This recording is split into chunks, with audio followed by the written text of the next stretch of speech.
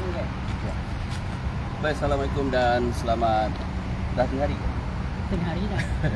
Baik, hari ini kami bawa perkembangan terkini isu kebakaran yang melibatkan kapal Malaysia Star, di mana pada hari ini di atas sana terdapat sesi town hall yang dianjurkan oleh pihak ACL untuk memperjelaskan beberapa isu berkaitan dengan kebakaran kapal Malaysia Star kepada lebih kurang 20 ejen, 20 syarikat yang berada di atas sana. Okey, gambaran awal tadi saya cuba untuk bersama-sama dengan mereka dan malangnya tidak dibenarkan oleh mereka di atas sana. Jadi saya tak boleh bawakan liputan dari dalam. Apa yang boleh kami sebarkan untuk pada hari ini adalah untuk perkongsian yang tidak banyak tapi mungkin boleh membantu mereka yang tertanya-tanya berkenaan dengan isu kebakaran Malaysia Star ini. Baik, yang pertamanya di atas sana tadi kami perhatikan kawalan ketat oleh pengawal keselamatan dan kemudian diperhatikan sejumlah ejen telah pun berada di atas sana dan juga didapati beberapa wakil daripada Kementerian Pengangkutan Malaysia.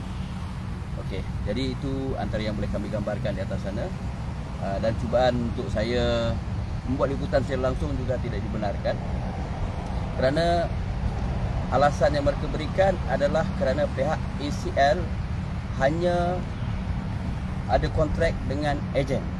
Jadi pemilik-pemilik tidak diundang, tidak dijemput, tidak dibenarkan masuk ke dalam sana, termasuk NGO seperti Persatuan Pengunjung Islam Malaysia. Baik, Kajan, mungkin Kajan boleh tanyakan sesuatu pihak Persatuan Pengunjung Islam Malaysia. Okey, saya berasa amat kecewa sangat. Sesi ni dipanggil town hall. Town hall kenapa dipanggil ejen saja? Saya datang pun nak mewakili bersama-sama ejen. Ejen saya tak dibenarkan masuk. Tak logik kan? Nama yang ada situ selective name saja. Ejen yang apa dalam 20 lebih kurang 20 ke atas.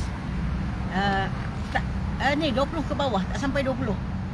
Sebab satu ejen bawa 2-3 orang. Tapi saya datang dengan ejen, saya tak dibenarkan masuk. Ejen saya tak dibenarkan masuk. Adakah ini double standard?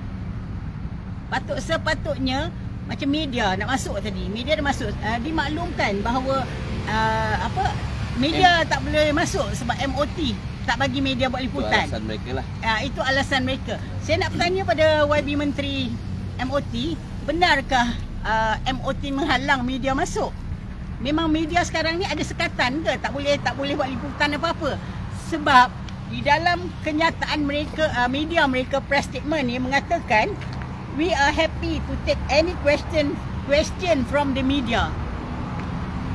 Di mana? Mereka melalukan pertanyaan media. Walau bagaimanapun, semalam kami telah pun bersama dengan peguam kepada PCL, iaitu Encik Jeremy dan juga Encik Irfan.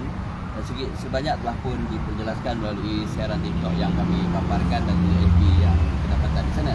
Tapi pada hari ini, untuk lebih lanjut, kami gagal untuk mendapatkan apa-apa info yang lebih tepat. Termasuklah Encik Alan yang terbang dari Sabah itu hadir ke sini. Malangnya Alan juga tak dibenarkan masuk. Beliau seorang ejen. Assalamualaikum, salam hormat.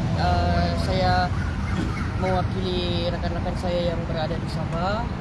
Dengan harapan hari ini saya datang ke sini di Crystal Hotel dengan harapan ingin menerima penjelasan daripada ACL lah. Mendapat penjelasan daripada ACL berkenaan kes kami ini yang hampir 4 bulan sudah tidak ada penyelesaian.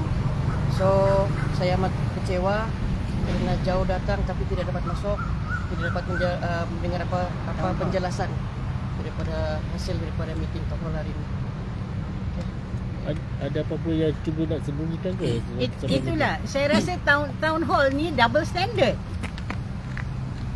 Double standard. Kenapa ejen-ejen yang lain, saya mau ejen, saya pun tak dibagi masuk.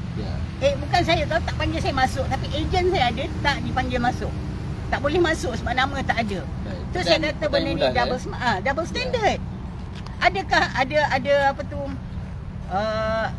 ada udang di balik mi. Jadi kalau ianya tidak, lebih tepat lagi, kalau ianya tidak melibatkan pemilik kenderaan, maka selepas ini tak payahlah tuntut apa-apa daripada pemilik kenderaan, tuntut saja sama ejen. Sebab yang di atas sana hanya kontrak dengan ejen.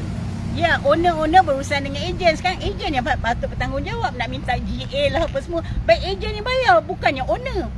Tak masuk akal. Saya harap YB Menteri tolonglah cakna pasal perkara ni. Saya tahu YB Menteri memang berurusan dengan ECL tentang perkara ini. Saya amat berterima kasih. Tetapi saya rasa kesalahan patut dibeban pada ejen sebab ejen tak bagi penerangan yang jelas kepada owner. Ada separuh tu ada tulis insurans, ada dokumen. Yang separuhnya tak ada tulis pasal insurans. Jadi di mana keadilannya? Adakah owner yang dipersalahkan? Sepatutnya ejen yang dipersalahkan. Saya berharap sangat YB Menteri ini dapat membantu rakyat. Rakyat kat luar sana menanti apa tindakan MOT seterusnya. Saya berharap sangat sebab kereta tu dah tersadai terlampau lama. Jadi takkan kereta tu mereka boleh nak jual didapati. Kalau tak ambil dia nak lelong kereta tu. Boleh ke dia buat macam tu YB? Saya berharap YB cakna perkara ni tolong buat sesuatu. Rakyat menanti YB. Rakyat dia bukannya kaya-kaya, bukannya senang. Baik, terima kasih Kak Jan daripada Persatuan Pengguna Islam Malaysia. Saya ringkaskan isu ini hasil daripada pertemuan semalam dengan peguam yang mewakili ECL iaitu Encik Jeremy dan juga Encik Irfan. GA, General Average, adalah lebih memberi pengertian kepada perkongsian kerugian. Itu yang diperjelaskan. Dan di sini kebakaran yang berlaku di Malaysia Star menurut mereka tidak sewajarnya ditanggung oleh pihak kapal dan ia sewajarnya dikongsi bersama. Jadi penilaian untuk berkongsi bersama ini dibuat oleh satu badan bebas yang saya kira pemilik sudah pastinya tidak tahu siapa badan bebas tersebut yang menilai, dan pemilik juga sebenarnya nak tahu berapa sebenarnya kerugian kapal tersebut dengan keadaan kapal. Tidak siapa yang tahu macam mana kerosakan yang dikatakan rosak yang terlalu tinggi sehingga 60% nilai kereta perlu dibayar oleh pemilik-pemilik kereta. Jadi seterusnya diperjelaskan juga seandainya pihak pemilik kereta masih gagal membayar GA dalam tempoh tertentu, pihak kapal kemungkinan akan menyita terus dan melelong kenderaan tersebut daripada membiarkan ianya tersadai di Pelabuhan Utara. Dan di pihak pemilik sudah pastilah ini akan menjadi satu lagi bebanan buat mereka. Sudahlah perlu dipaksa membayar GA. Kemudian keadaan kereta itu sendiri selepas 3 bulan lebih yang saya kira belum ada tahu lagi bila akan selesai, dan tempohnya semakin hari semakin panjang, dan kenderaan tersebut juga semakin mengalami faktor usia macam manusia juga, mungkin akan mengalami kerosakan macam-macam yang tidak diketahui di dalam sana. Nak masuk ke Pelabuhan Utara pun satu hal, memang tak dibenarkan. Jadi di sinilah ruang untuk pemimpin yang ada supaya menunjukkan bahawa mereka lebih berkuasa daripada syarikat ini sepatutnya mengikut undang-undang yang sudah pun sedia ada, saya kira. Jadi saya kira sampai di sini dulu. Tak, saya mengharapkan PMX tolonglah cakna perkara ni, bantulah rakyat. Kesian rakyat. Sebab MOT pun sampai sekarang masih duk dindong berbincang tak habis. Jadi benda ni dah terlampau berlarutan.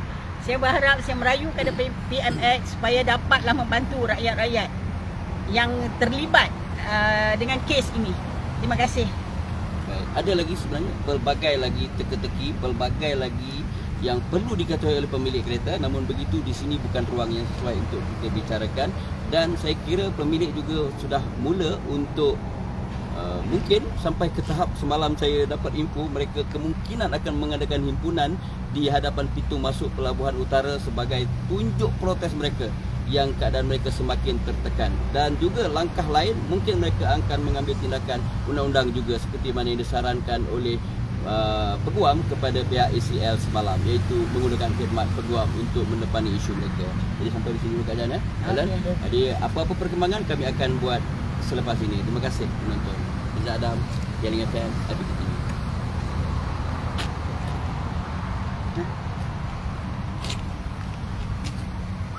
TV.